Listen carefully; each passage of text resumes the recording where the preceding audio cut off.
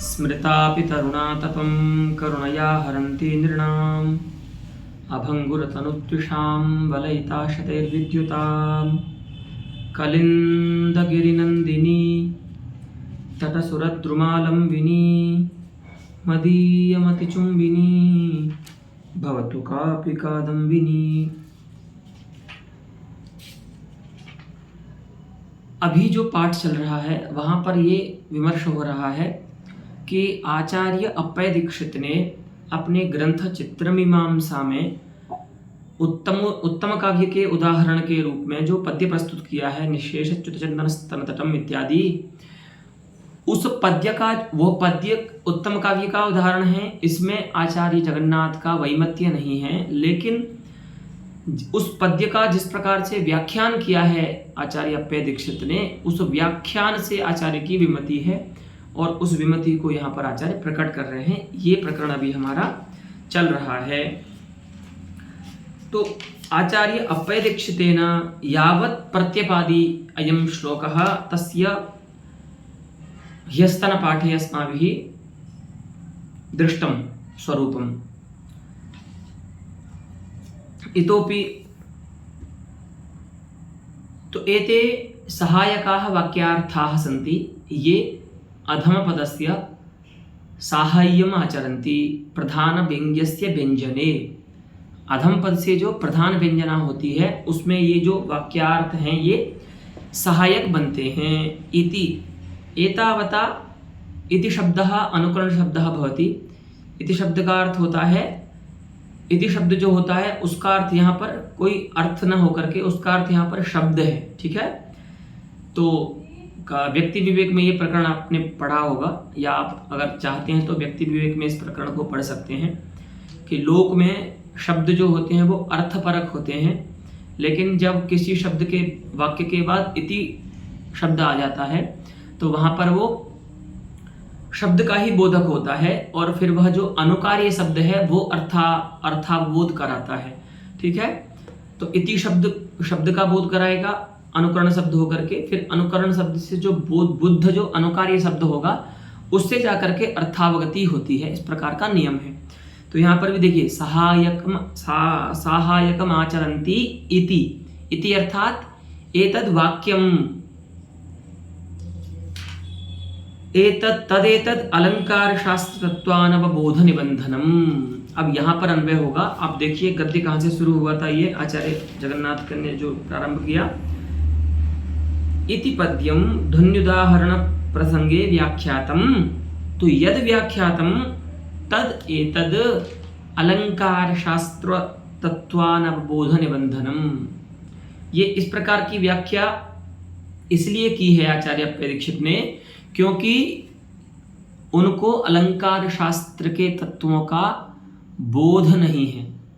उनका जो अनवबोध है, अज्ञान है, वही इसमें कारण है, निबंधन है। इस प्रकार की व्याख्या में है ना, एकदम खंडन कर दिया कि इस प्रकार का जो व्याख्यान आचार्य अप्पय दीक्षित कर रहे हैं वहाँ पर व्यंजक अर्थों को लेकर के निशेष च्युतचंदनम इत्यादि पद्य में, वह व्याख्या जो है वह अलंकार शास्त्र के तत्वों को ना समझने के कारण हो रही है। अगर उनको अलंकार शास्त्र के तत्वों का बोध होता तो वह इस प्रकार की व्याख्या नहीं करते, ऐसा अभिप्राय आचार्य यहाँ प्रकट कर रहे हैं।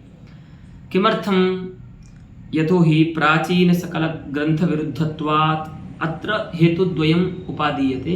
यहाँ पर दो हेतु दे रहे हैं क्यों इस प्रकार से बोल रहे हैं पंडित राज जगन्नाथ उनके लिए। तो पहली बात तो ये है कि इस प्रकार की व्याख्या करने पर प्राचीन जो काव्यशास्त्रीय ग्रंथ हैं, आचार्य मम्मट, आचार्य आनंदवर्धन आदि, उन ग्रंथों से विरोध हो रहा है आचार्य अप्पय दीक्षित का, और उपपत्ति भी सिद्ध नहीं होती, उपपत्ति से भी विरोध हो रहा है, ठीक है। तो दो हेतु हैं।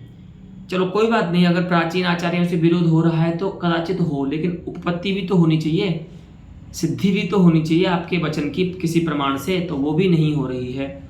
तो दो कारणों से आचार्य अप्पय दीक्षित ऐसा बोल रहे हैं कि आचार्य जगन्नाथ ऐसा बोल रहे हैं कि अप्पय दीक्षित ने चित्रमीमांसा में जो व्याख्या की है इस पद्य की वह व्याख्या अनुचित है, ठीक है।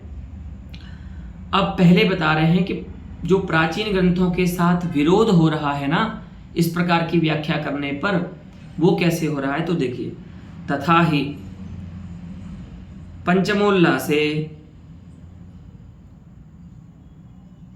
निःशेष इत्यादौ गमकतया यानि चंदन च्यवनादीनि उपात्तानि तानि कारणान्तरतोऽपि भवन्ति यतश्चात्रैव स्नानकार्यत्वेन उपात्तानीति नोपभोगे एव प्रतिबद्धानि इति अनैकान्तिकानि। अयं वाक्यांशः ग्रन्थांशः काव्यप्रकाशस्य पंचमोल्लासात् उद्धृतः अस्ति अत्र आचार्य जगन्नाथेन। तत्र मम्मटाचार्यः व्यञ्जनां स्थापयन् व्यञ्जनेतर वृत्तिं निराकुर्वन् एतल्लिखति। आचार्य मम्मट वहाँ पर ये लिखते हैं कि निःशेष इत्यादि पद्य में गमकतया अर्थात व्यंजकतया जो चंदन च्यवनादि कहे गए हैं, यदि उनको आप हेतु मानोगे ना, लिंग मानोगे, अगर अनुमिति का जो लिंग होता है उस वह मानोगे तो वह व्यभिचरित हो जाएगा। क्यों? क्योंकि तानि कारणांतरतोपि संभवंती, केवल चंदनच्युति आदि जो लक्षण दिख रहे हैं दूती के शरीर में कि चंदन का मिट जाना, आधर से राग का मिट जाना, अथवा नेत्रों से काजल का मिट जाना, शरीर का रोमांचित हो जाना, इस प्रकार के जो लक्षण हैं, जो कार्य हैं, वे केवल उपभोग से ही, संभोग से ही संभव नहीं है, अन्य कारण से भी हो सकते हैं। जैसे कि यहीं पर बताया है, यतश्च अत्रैव अस्मिन्नेव पद्ये स्नान कार्येण इमानि संभाव्यन्ते। स्नान कार्य से ही इनको संभावित दिखाया गया है ना, स्नान कार्यत्वेन उपात्तानि एव, तो नो उपभोगे न उपभोगे एव, इसलिए इनको केवल उपभोग में ही नहीं मानना चाहिए। ठीक है। प्रतिबद्धानि अर्थात उपभोगे एव निश्चितानि इमानि न सन्ति, यानी चंदनच्यवनादीनि गमकतया अत्र उपात्तानि सन्ति, वे केवल संभोग में ही संभव नहीं है, स्नान आदि कार्यों से भी उस प्रकार की चंदनच्युति हो सकती है। इसीलिए ये हेतु अनुमिति के हेतु नहीं बन सकते, क्योंकि अनुमिति में जो हेतु बनता है वह तो अभ्यभिचारी हेतु होना चाहिए, लेकिन अनैकांतिक हेतु तो हेत्वाभास होता है ना, सभ्य विचारो नैकांतिक, अनैकांतिक तो एक हेत्वाभास है। तो अब यहाँ पर ये समझिए कि आचार्य मम्मट ये बोल रहे हैं कि व्यंजक अर्थ जो होता है वह कभी भी आप उसको निश्चित नहीं कर सकते कि वह इसी कारण से होगा, क्योंकि अगर वह निश्चित हो गया तब तो वो व्यंजक न होकर के ये अनुमापक हेतु बन जाएगा अनुमिति का, तो ऐसा नहीं होता है। व्यंजना जो होती है वह व्यभिचरित हेतु से भी हो जाती है, अर्थात ऐसा अर्थ भी व्यंजना करा देता है, व्यंजक बन जाता है जो अर्थ कई कारणों से संभव हो।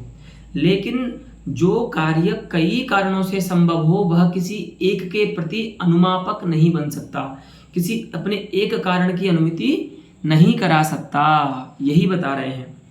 तो आचार्य अप्पय दीक्षित किस प्रकार से व्याख्या कर रहे हैं कि यहाँ पर जो चंदन च्यवनादि हैं वो केवल संभोग से ही संभव है, अन्य कार्यों से संभव नहीं है। बताया ना उन्होंने कि उत्तरीय कर्षण की भी व्यावृत्ति हो जाती है निःशेष पद से का ग्रहण करने से, फिर तटपद का ग्रहण करने से स्नान की भी व्यावृत्ति हो जाती है।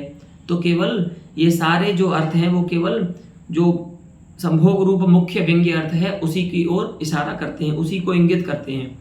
तो आचार्य जगन्नाथ कह रहे हैं कि नहीं, ऐसी व्याख्या करना उचित नहीं है, क्योंकि आचार्य मम्मट स्वयं ये मानते हैं कि यहाँ पर जो गमक के रूप में अर्थात व्यंजक के रूप में जो अर्थ लिए गए हैं चंदन का मिटना आदि, वो किसी एक कार्य से संभव नहीं है, वो तो अनैकांतिक हैं, अर्थात व्यभिचरित हैं, कई कारणों से हो सकते हैं। जैसे कि एक कारण तो यहीं पर ही बताया है उनका, वो क्या है? स्नान। ठीक है, तो इस प्रकार की व्याख्या करके स्नान से उनकी संभावना को समाप्त करना प्राचीन ग्रंथों का विरोध हो जाएगा। अगर आप इस प्रकार की व्याख्या करोगे जिस प्रकार से स्नान से चंदन का च्युति नहीं हो सकती, चंदन नहीं मिट सकता, अगर आप ऐसा बोलोगे तो प्राचीन ग्रंथों से विरोध होगा, क्योंकि प्राचीन ग्रंथकार ये मानते हैं कि व्यंजक यहाँ पर जो अर्थ हैं वो बहुत सारे कारणों से संभव हो सकते हैं। संभोग से भी संभव हो सकते हैं और ये स्नान आदि से भी संभव हो सकते हैं। तो सामान्य कथन यदि करें हम इस विषय में तो ये होगा कि प्राचीन आचार्यों के मत में चंदन च्यवनादि की जो कारणता है वो साधारणीय कारणता है। ठीक है, अर्थात कोई भी कारण हो सकता है उनका साधारण। और आचार्य अप्पय दीक्षित जो व्याख्या कर रहे हैं वो असाधारणीय व्याख्या कर रहे हैं कि नहीं, चंदन का मिटना, अधर का मिटना ये केवल रति क्रीड़ा से ही संभव है, अन्य से संभव नहीं है। तो इस प्रकार से तत्तद व्यंजक अर्थों का असाधारण्य प्रतिपादित करना प्राचीन आचार्यों के विरुद्ध हो जाएगा, क्योंकि प्राचीन आचार्यों ने तत्तद व्यंजक अर्थों का निशेष इत्यादि श्लोक में तत्तद व्यंजक अर्थ का साधारण्य माना है। साधारण्य माने किसी भी हेतु से उत्पन्न होना, संभोग से भी उत्पन्न होने की योग्यता है उसमें और स्नान से भी उत्पन्न होने की योग्यता है। ऐसा नहीं है कि जैसा आचार्य अप्पय दीक्षित कह रहे हैं कि केवल उपभोग से ही चंदन का च्युति हो सकती है, राग का अभाव हो सकता है। इधर से इस प्रकार की व्याख्या नहीं करनी चाहिए, क्योंकि आचार्य मम्मट ने पंचम उल्लास में इसी पद्य को लेकर के बताया है, जब वो खंडन करते हैं व्यंजना की स्थापना के लिए वृत्त्यंतर का, अनुमान का, कि नहीं, अनुमान से आप इस प्रकार के ज्ञान नहीं करा सकते, क्योंकि अनुमिति में जो हेतु होता है वह असाधारण होता है, उसका कोई असाधारण कारण होता है। ठीक है, और यहाँ पर जो व्यंजक होता है वो तो साधारण भी उसका तो साधारण्य होने पर भी व्यंजना हो जाती है, अर्थात वो अनेक कारणों से उत्पन्न हो तब भी किसी एक अर्थ का वो ज्ञापक हो सकता है व्यंजना व्यापार से, लेकिन अनुमिति में ऐसा नहीं होता है। अगर धूम अग्नि से इतर किसी और भी पदार्थ से उत्पन्न होने में योग्य हो, उत्पन्न होने के योग्य हो, तो व्याप्ति नहीं बनेगी। हाँ, साहचर्य नियम जो है इसका अग्नि के साथ वो नहीं बनेगा, है ना।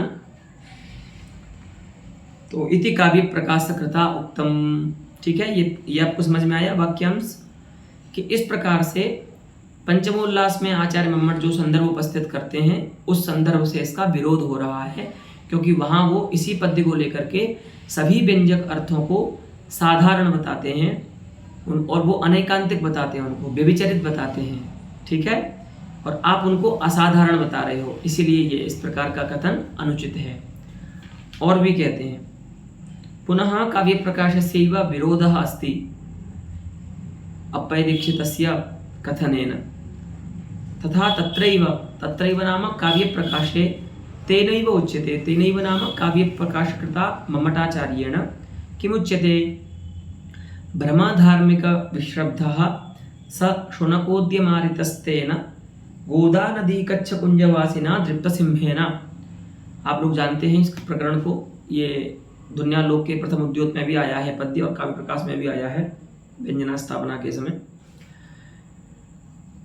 कोई नायिका है जो अपने उपपति से रमण करने के लिए, मिलने के लिए गोदावरी के नदी के तीर पर आती है। वहाँ पर जो कुंज देश है वो एकांत है उसमें, तो वहाँ पर जनराहित्य होने से वहाँ उसके लिए अनुकूलता होती है अपने उपपति से रमण करने के लिए, तो वहाँ पर वो आती है। वहीं उस कुंज में लतावेष्टित स्थान में एक धार्मिक व्यक्ति है जो सुबह पूजा के लिए पुष्पावचयन करने के लिए जाता है बेचारा। तो अब उसकी उपस्थिति से इस व्यभिचारिणी स्त्री को क्या होता है? प्रतिबंध होता है, उसका विघ्न होता है कि ये आता है, डिस्टर्ब करता है। तो उसको दूर करने के लिए, अच्छा ये भीरू है, थोड़ा डरता भी है थोड़ा, हाँ, तो इसको पता है कि ये जो है वो, और अच्छा वहाँ पर एक शुनक भी था, एक श्वान था कुत्ता, उससे वो डरता है थोड़ा, तो फूल तोड़ता है डरते डरते। तो नायिका एक युक्ति सोचती है कि चलो इसको दूर करते हैं यहाँ से, ये हमारे रति में विघ्न करता है, प्रेम में विघ्न करता है। तो एक वो क्या बोलती है नगर में आकर के उस धार्मिक को सुना करके कि हे धार्मिक, अब तुम गोदावरी के तीर पर विश्रब्ध होकर के भ्रमण करो, विश्वस्त होकर के भ्रमण करना, डरना तुम अब नहीं। क्यों नहीं डरना? क्योंकि वहां पर जो कुत्ता रहता था उसको एक नया शेर आ गया है, उसने उस कुत्ते को खा लिया है। अब बताइए, जो व्यक्ति कुत्ते से डरता है वो शेर की बात सुन करके कैसे जाएगा गोदावरी के तीर पर? तो नायिका ने ये युक्ति लगाई ताकि वो धार्मिक जो है, भीरू धार्मिक, वो कल से गोदावरी के तट पर न जाए पुष्प लेने के लिए। तो यहाँ पर एक अनुमिति होती है। यहाँ पर आचार्य अनुमान का खंडन करते हैं व्यंजना की स्थापना में। तो अनुमिति होती है कि गोदावरी तीरम भीरु भ्रमणा भाववत सिंहवत्वात्। गोदावरी का जो तीर है वो भीरु के भ्रमण के अभाव वाला है, ठीक है। अर्थात भीरु भ्रमणा भाव हो गया साध्य, और सिंहवत्वात् सिंह वाला होने से, तो सिंहवत्व हो गया हेतु, अर्थात सिंह हो गया हेतु। तो यहाँ पर आचार्य ये कहते हैं कि ये जो हेतु है ना, सिंहवत्व अर्थात सिंह, ये व्यभिचारी भी है और असिद्ध भी है, ठीक है। व्यभिचारी कैसे है? व्यभिचारी कब होता है कि जहां पर साध्याभाव स्थल में भी हेतु की सत्ता हो, साध्याभाव स्थल में हेतु रह जाए, ठीक है, उसको बोलते हैं व्यभिचारी हेतु। वो होता है हेतु का व्यभिचार, ठीक है। तो देखिए, अब यहां पर थोड़ा सा आप विचार कीजिएगा। साध्य क्या है? भीरु भ्रमणा भाव। उसका अभाव, साध्याभाव क्या होगा? भीरु भ्रमणा भावा भाव, अर्थात भीरु भ्रमण। थोड़ा सा न्याय की भाषा है यहाँ पर, क्योंकि देखिए अभाव का जो अभाव होता है वह प्रतियोगी स्वरूप होता है ना। उदयनाचार्य कहते हैं इसमें कि अभाव विरहात्मत्वम वस्तुनः प्रतियोगिता। तो ये ध्वंसा भाव का जो अभाव होता है वो प्रतियोगी स्वरूप होता है। तो घटाभावा भाव जो होगा वो घट स्वरूप होगा। तो अगर हमारा साध्य है भ्रमणा भाव, तो साध्या भाव क्या होगा? भ्रमणा भावा भाव। भ्रमणा भाव साध्य हो गया, उसका भाव लेना है, तो क्या हो जाएगा? भ्रमणा भावा भाव, अर्थात भ्रमण, भीरु का भ्रमण। साध्या भाव क्या हो जाएगा? भीरु का भ्रमण। अब देखिए, हेतु के होने पर भी भीरु का भ्रमण होगा। क्यों होगा? मान लीजिए ये जो धार्मिक है वह अपनी पत्नी से बड़ा प्रेम करता है, हाँ, और इसकी पत्नी ने कोई पूजा अनुष्ठान किया और उसमें पुष्पों की आवश्यकता है। तो इसकी प्रेयसी ने बोला कि जाओ गोदावरी के तीर से फूल लेकर के आओ अच्छे कमल के। तो सिंह का ज्ञान होने पर भी, अर्थात हेतु के होने पर भी, ऐसी स्थिति में भीरु का भ्रमण गोदावरी के तीर पर देखा जाएगा, ठीक है कि नहीं। तो भीरु का भ्रमण होने पर क्या हो गया? साध्या भाव मिला वहां पर, ठीक है। पक्ष जो है वो अब साध्या भाव बद्ध हो गया, और साध्या भाव स्थल में भी सिंह रूप जो हेतु है वो रह गया। जहां पर अग्नि नहीं है वहां पर धूम को नहीं रहना चाहिए, ये नियम है, तभी तो व्याप्ति बनेगी। लेकिन यहां पर साध्या भाव के स्थल में, ठीक है, भीरु भ्रमण है साध्या भाव, उस साध्या भाव के रहने पर भी सिंह रूप जो हेतु है वो रह गया। इसलिए सिंह रूप हेतु क्या कहलाएगा? यहाँ पर व्यभिचारी कहलाएगा। पहले तो ये बात है, एक दोष है हेतु का व्यभिचार, ठीक है, जो हेत्वाभास में आता है। व्यभिचार भी 3 प्रकार से होता है, साधारण, असाधारण इत्यादि, और व्याप्यत्व सिद्ध इत्यादि। वो अब देखिए, और दूसरा है असिद्ध। असिद्ध हेत्वाभास होता है एक, माने हेतु का दोष है असिद्धत्व। वो कैसे होता है कि जब हेतु या तो पक्ष में असिद्ध हो जाए अथवा उस हेतु का आश्रय ही असिद्ध हो जाए, हाँ, उसका ज्ञान ही ना हो, उसकी सत्ता ही ना हो। गगनारविंदम सुरभि अरविंदत्वात् सरोजारविंदवत। तो गगनारविंद रूप जो पक्ष है ना, आश्रय जो हेतु का, वो ही असिद्ध है, तो इसको बोलते हैं आश्रयासिद्ध हेतु, हाँ। और यहां पर लेकिन बात चल रही है स्वरूपासिद्ध हेत्वाभास की, है ना, कि हेतु जो है वो असिद्ध हो जाएगा। कैसे? अब देखिए, माने स्वरूपासिद्ध हेत्वाभास वह होता है जहां पर हेतु ही पक्ष में न रहे, ठीक है। देखिए, ये जो वाक्य बोला है कि गोदावरी के तीर पर जाकर के भ्रमण करो, वहां पर एक शेर आ गया है जिसने कुत्ते को खा लिया है, तो अब तुम्हारा भय कारण कोई भी नहीं है। ये वाक्य किसने बोला है? ये शाब्द बोध हुआ है ना, शाब्द प्रमा है ये। तो शाब्द प्रमा के प्रति प्रमाण तो शब्द ज्ञान शब्द होगा, तो किसका शब्द होगा? आप्त शब्द होता है ना प्रमाण। तो ये जो कोई भी शब्द तो प्रमाण नहीं हो सकता है। तो सबसे पहले ये देखिए कि हेतु की पक्ष धर्मता का ज्ञान हमें शब्द प्रमाण से हो रहा है, लेकिन वो शब्द प्रमाण ही संसित है। क्यों? क्योंकि ये पुंसली नायिका है, आप्त तो है नहीं। ये झूठ भी तो बोल सकती है कि इन गोदावरी के नदी पर, गोदा नदी पर जो है वो शेर आ गया है उसके तट पर। हाँ, कोई साधु बोले या वेद में लिखा हो ऐसा, कोई सत्यवादी व्यक्ति बोले जो आप्त हो, तब जाकर के यहाँ पर हमको पक्ष धर्मता का ज्ञान होगा। पहले आपको हेतु का तो प्रत्यक्ष हो, तब जाकर के उस पक्ष में ज्ञात हेतु से आपको व्याप्ति स्मरण होगा, है ना। व्याप्ति स्मरण के बाद फिर विशिष्ट वैशिष्ट अवगाही ज्ञान आदि सब होंगे, परामर्श जो होता है, तब जाकर के अनुमिति होगी। लेकिन यहाँ पर तो आपने प्रत्यक्ष तो देखा नहीं है वहां पर जाकर के कि गोदावरी के तीर पर शेर बैठा है कि नहीं बैठा। ये पुंसली नायिका बता रही है ना, तो इसके वचनों की क्या प्रामाणिकता है? तो सबसे पहले हेतु का तो ज्ञान हो, पक्ष धर्मता का तो ज्ञान हो, पक्ष में हेतु रह रहा है कि नहीं रह रहा, तब जाकर के पहला अनुमिति के स्थल में पहला ज्ञान ही ये होना चाहिए, हेतु का प्रत्यक्ष होना चाहिए। किसमें? पक्ष में। प्रत्यक्ष हो या तो शब्द से भी हो सकता है, वो कोई ऐसी समस्या नहीं है, लेकिन शब्द प्रमाण होना चाहिए। और पुंसलीन स्त्री का शब्द जो है वो प्रमाण नहीं हो सकता, इसलिए यहाँ पर जो सिंह रूप हेतु है वह असिद्ध है। किसमें? पक्ष में।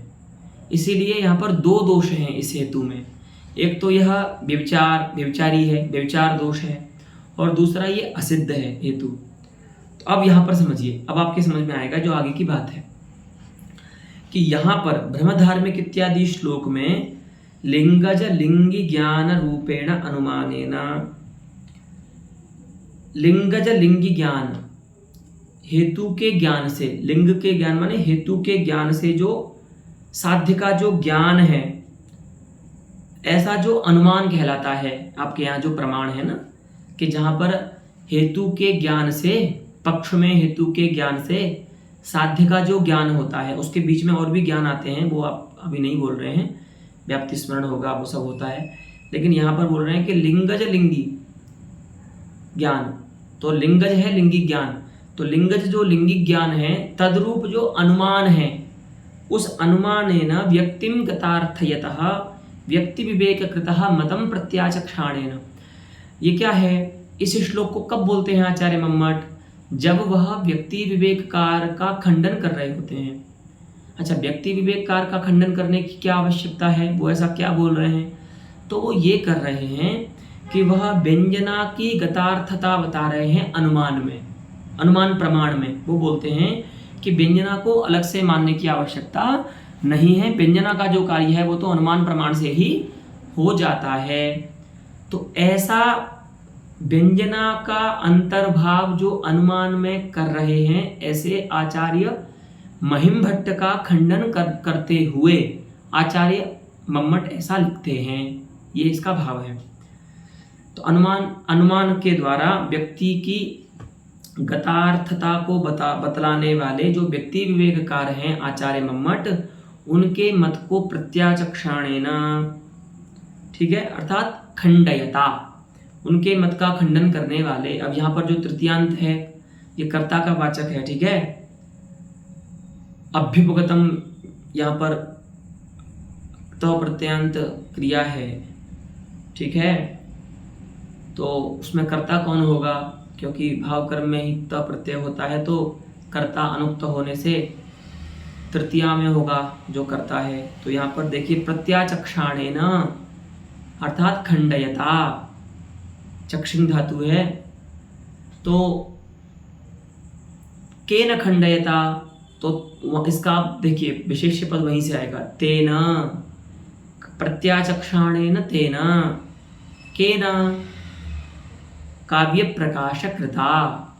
व्यक्ति विवेककार के मत को खंडन करने वाले उन काव्य प्रकाशकार ने ऐसा माना है।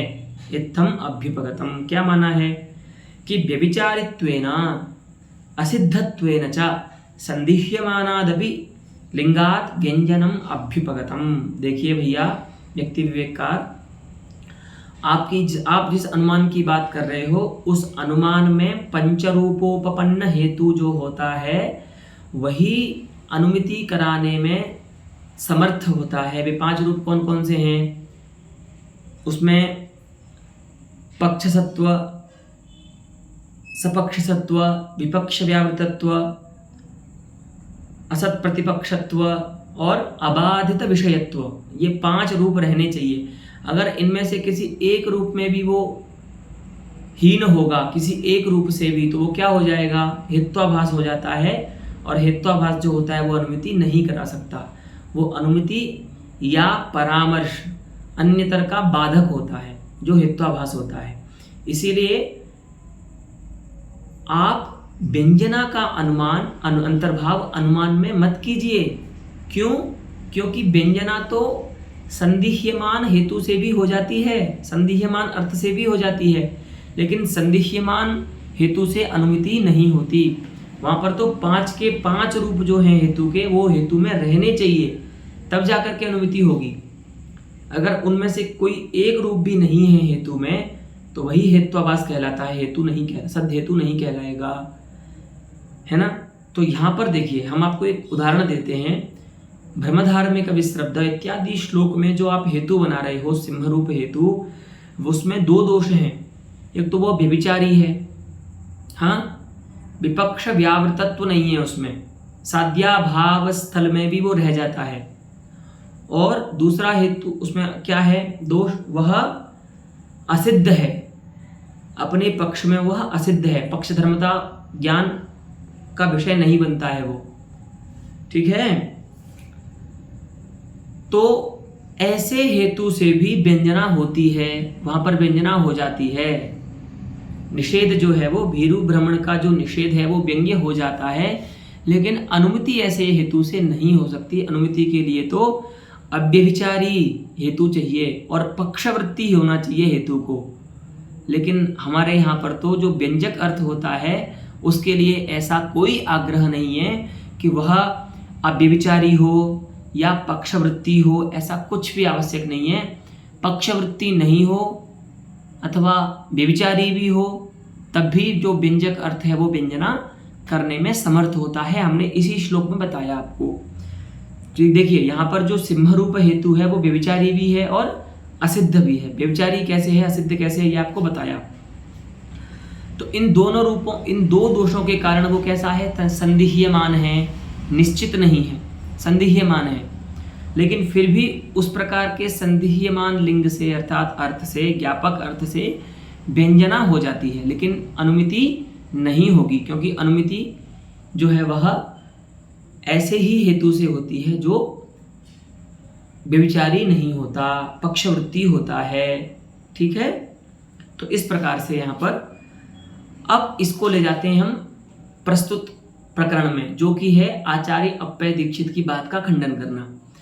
यहाँ पर तो खंडन कर रहे हैं आचार्य मम्मट व्यक्ति विवेककार का, लेकिन यहाँ पर भी आचार्य मम्मट क्या बोल रहे हैं कि जो व्यभिचारी होता है अर्थात साधारण होता है हेतु माने कार्य, वह व्यंजना कराने में समर्थ है। व्यंजना के लिए आपको हेतु के असाधारण की आवश्यकता नहीं होती। व्यभिचारी होकर के भी वह व्यंजना करा सकता है। लेकिन आचार्य अप्पय दीक्षित ने क्या किया कि जितने भी कारणांतर हो सकते थे संभोग से अतिरिक्त, उन सब की व्यावृत्ति करा दी कि न उत्तरीय कर्षण से चंदन की च्युति हो सकती है, ना ही स्नान से चंदन मिट सकता है, चंदन तो मिटा है केवल उपभोग से ही। तो इस प्रकार का जो हेतु में असाधारण्य प्रतिपादन करना है वह उचित नहीं है, क्योंकि प्राचीन आचार्य व्यंजक अर्थ को साधारण ही मानते हैं। ये आपको हमने 2 स्थलों से बताया।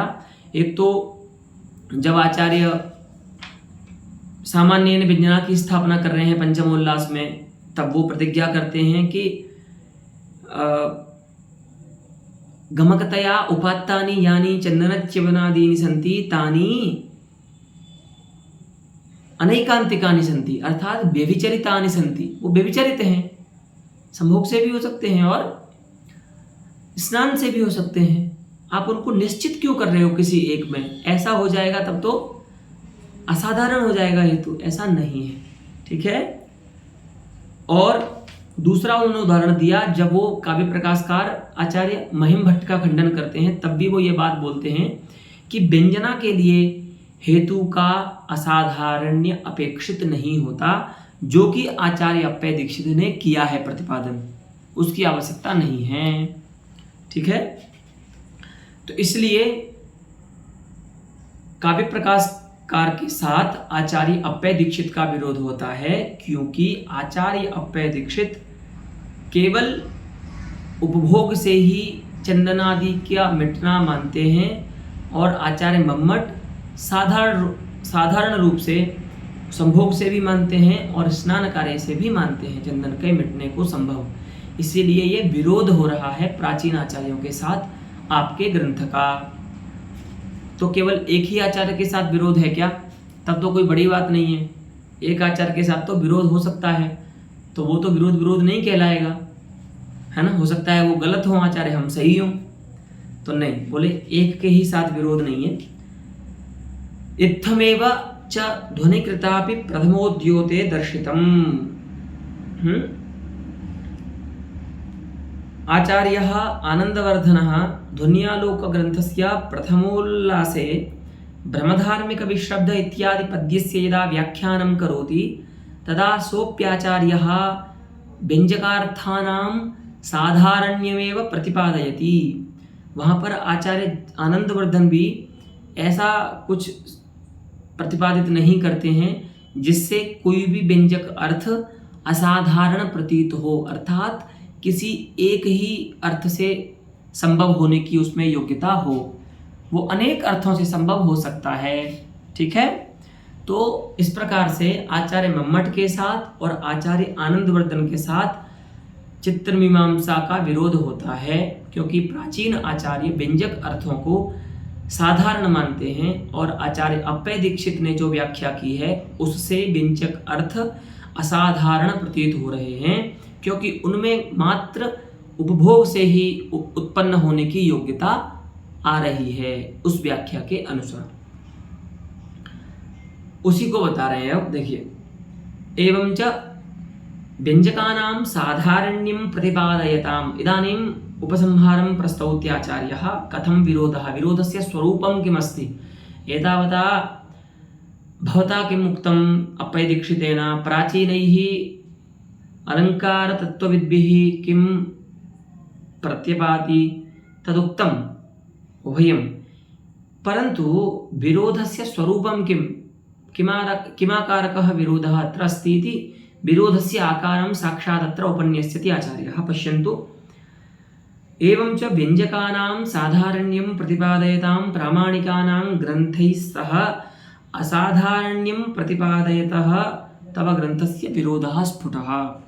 देखिए भैया अप्पय दीक्षित जी, आपका ग्रंथ जो है वह व्यंजक अर्थों का असाधारण्य प्रतिपादित करता है, क्योंकि आप कह रहे हो ना कि चंदन का मिटना केवल और केवल उपभोग से ही संभव है, यानी कि असाधारण कारण है उसका, हाँ, चंदन का ये जो उपभोग है। तो क्यों? क्योंकि वस्त्र से इसलिए नहीं मिट सकता क्योंकि निशेष पद का ग्रहण किया है। स्नान से इसलिए नहीं मिट सकता चंदन क्योंकि वहां पर तटपद का ग्रहण किया है। तो इस व्याख्या के अनुसार आपने क्या किया है? व्यंजक अर्थों की असाधारण्य बताया है, असाधारणता बताई है। लेकिन जो प्रामाणिकों के ग्रंथ हैं आचार्य मम्मट आदियों के, उन ग्रंथों में व्यंजक अर्थ की साधारणता प्रतिपादित की गई है। तो आप बता रहे हो व्यंजक अर्थ असाधारण होता है, और मम्मट आदि आचार्य कहते हैं कि व्यंजक अर्थ साधारण होता है, व्यभिचारी होता है। साधारण माने व्यभिचारी, ठीक है, व्यभिचारी होता है। तो इस प्रकार से विरोध होता है।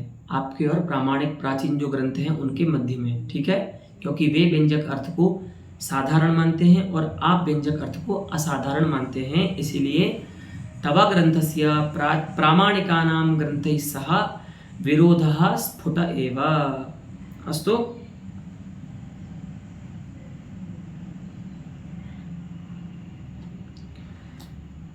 किंच इदानीम् अपरम दूषणम इदः उपादीयते, एक दूसरा भी यहाँ से खंडन करते हैं।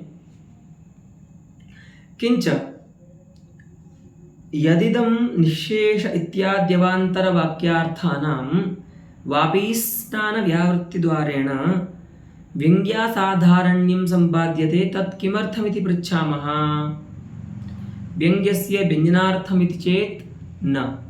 आचार्य प्रश्न करते हैं कि चलिए ठीक है, एक बार को मान लेते हैं कि आपको इनका असाधारण्य प्रतिपादित करना ही है, आपको विवक्षित है इस प्रकार का असाधारण्य व्यंजक अर्थों का, लेकिन जैसा कि आपने व्याख्या की है ना कि स्नान की व्यावृत्ति भी हो जाएगी तटपद से, उत्तरीय कर्षण की व्यावृत्ति हो जाएगी निःशेष पद से, तो इस प्रकार का आपने जो असाधारण्य प्रतिपादित किया है वो क्यों, तत् किमर्थम इति वयं पृच्छामः। वयं पृच्छामः नाम सिद्धान्तवादिनः, आचार्य पंडित जगन्नाथस्य पक्षे ये सन्ति ते आचार्याः पृच्छन्ति इति वयं पृच्छामः सिद्धान्तवादिनः, यत् किमर्थं व्यञ्जकानाम् असाधारण्यं भवता आगृह्यते बलात्। तो कहते हैं, तो उत्तर देता है पूर्व पक्षी, व्यंग्यस्य व्यंजनार्थम, कि जो विवक्षित व्यंग्य है उसकी व्यंजना हो सके।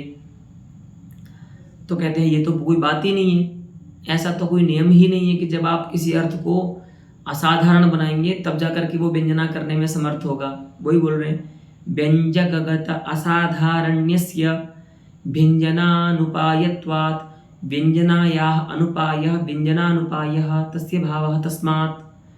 अर्थात व्यंजकगत जो असाधारण्य होता है वह व्यंजना के प्रति उपाय नहीं होता।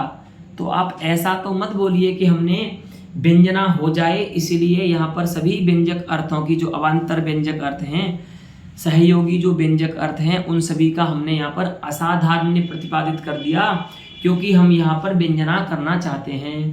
तो ऐसा कोई नियम नहीं है आचार्य कि व्यंजक जब असाधारण होगा तभी व्यंजना कराएगा। माने व्यंजकगत जो असाधारण्य है वो व्यंजना के प्रति उपाय नहीं है, साधारण अर्थ से ही व्यंजना हो जाती है व्यंजक अर्थ से। तो आप ऐसा कह करके तो अपने इस वचन का साधुता प्रतिपादित नहीं कर सकते कि हमने व्यंजना हो सके इस बुद्धि से यहाँ पर जो निःशेष इत्यादि वाक्यार्थ हैं उनका असाधारण्य बताया है, ऐसा नहीं कहना चाहिए, क्योंकि व्यंजना के लिए व्यंजक के असाधारण्य की आवश्यकता अपेक्षा नहीं होती है।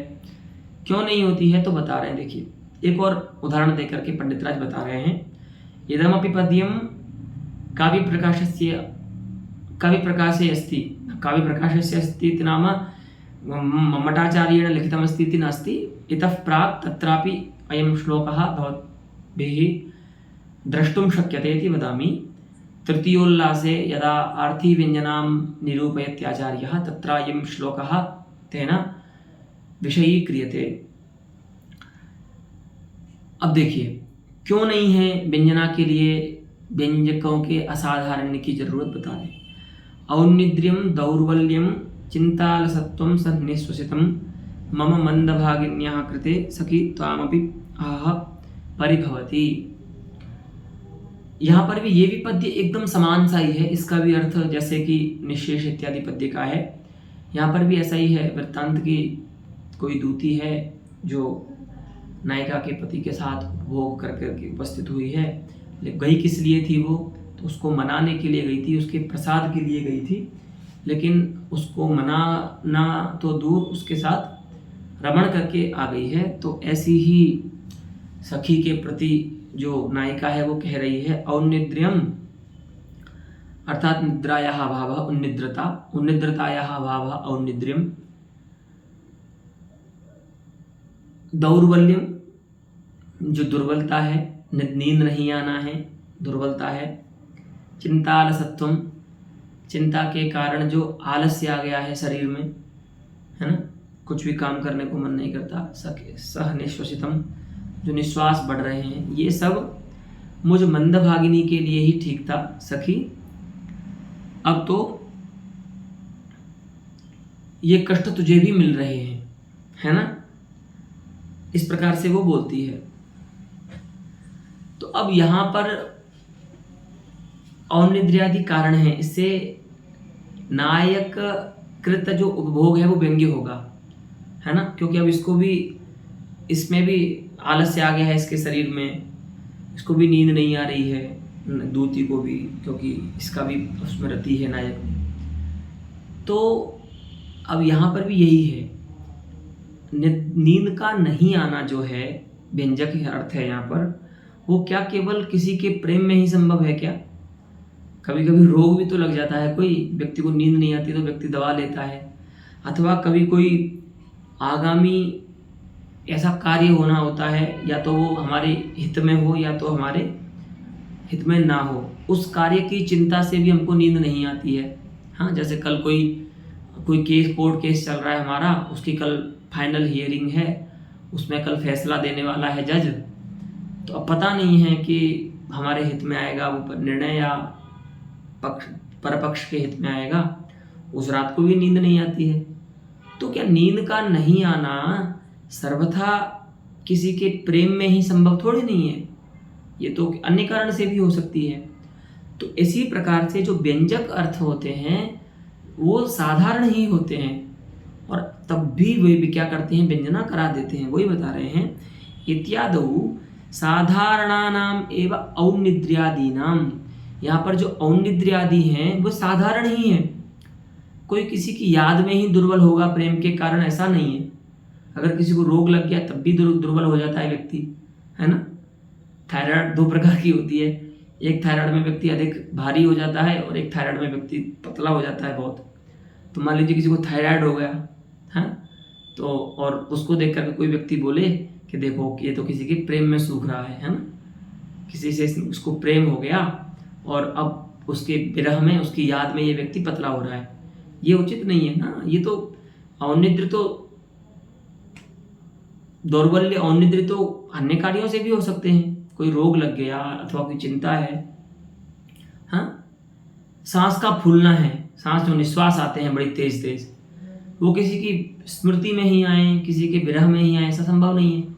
हम कभी कुछ कार्य करते हैं, उस कार्य के साथ भी हमारे, जैसे हम दौड़ लगा के आए, कहीं से भाग करके आए, सीढ़ी चढ़ के गए ऊपर 5 मंजिल तक, तब भी हमारे निश्वास बढ़ जाते हैं। तो इस प्रकार से ये सारे जो व्यंजक अर्थ हैं वे सभी साधारण हैं। साधारण माने अनेक कारणों से उत्पन्न होने योग्य हैं, केवल उपभोग से उत्पन्न होने योग्य नहीं है। सभी से उत्पन्न हो सकते हैं, उपभोग से भी हो सकते हैं, लेकिन वहां पर फिर उपभोग रूप, अब यह प्रश्न ये होगा कि अगर ऐसा है कि व्यंजक अर्थ साधारण होते हैं तो वो किसी, क्योंकि व्यंग्यार्थ तो एक ही होगा ना जो असाधारण होगा, भले व्यंजक अर्थ साधारण हो जाए लेकिन व्यंग्यार्थ तो असाधारण होना चाहिए ना उसका, उससे जिस अर्थ का ज्ञान होने वाला है वो तो असाधारण होना चाहिए ना। वो कैसे करोगे आप? अगर कोई ज्ञापक साधारण है तो वो किसी असाधारण का ज्ञापन कैसे कर सकता है, ये प्रश्न करेगा पूर्व पक्षी। उस प्रश्न के उत्तर में आचार्य उत्तर दे रही है कि देखिए ठीक बात है कि व्यंजक जब असाधारण है तो वो किसी एक अर्थ का ज्ञान कैसे कराएगा, तो वहां पर कार्य करते हैं वक्त्रादि का वैशिष्ट्य। यद्यपि औनिद्र्य, दौर्बल्य, चिंता के द्वारा आलस्य अथवा निश्वास, ये सभी अन्य कारणों से भी हो सकते थे, लेकिन ये वाक्य जो बोल रही है वह नायिका कैसी, वक्त्री कैसी है वह, और जो बोद्धा है इसका, सुनने वाला जो है वो कौन है, तो पता चलता है कि वो तो व्यभिचारिणी स्त्री है, और ये नायिका भी विरहिणी है, इसको अपने पति का विरह है।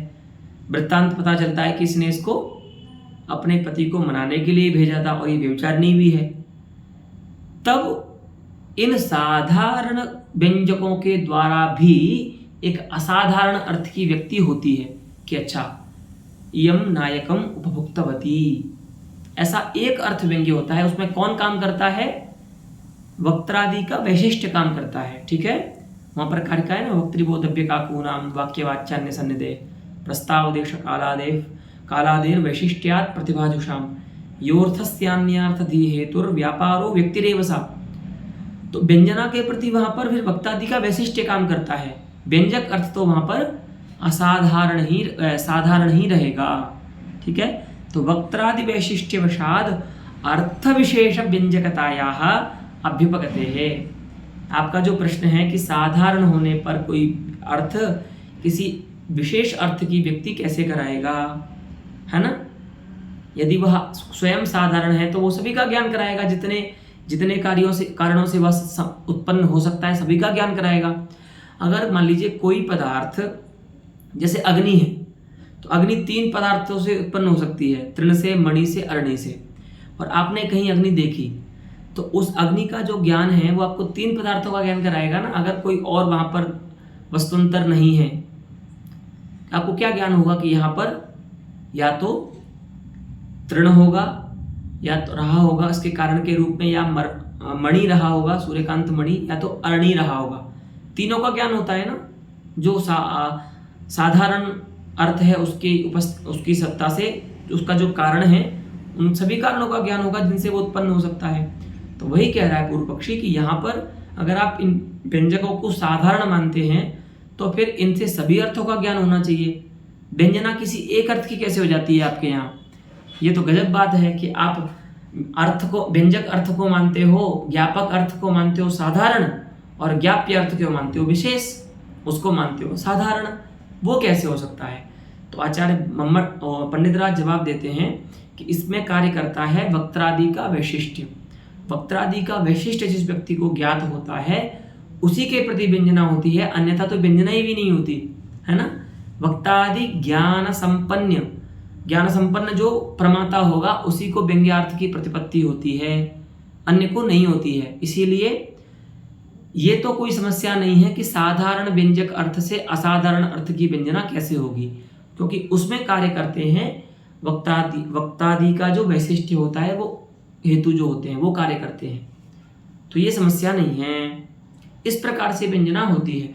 तो व्यंजना के लिए अगर आप व्यंजक अर्थ को असाधारण बना रहे हैं तो उसकी आवश्यकता नहीं है, क्योंकि व्यंजना जो है वह साधारण अर्थों से ही होती है। ठीक है, इस प्रकार से आचार्य जगन्नाथ अप्पय दीक्षित की जो व्याख्या है चित्रमीमांसा में निःशेष इत्यादि काव्य की, उस व्याख्या का खंडन करते हैं। एतावता अत्रैव पाठः अद्य समाप्तो भवति। आगामी पाठे पुनः अस्यैव विषयस्य काश्चन इतोपि युक्तयः अवशिष्टाः सन्ति, ताः परामर्क्ष्यामः।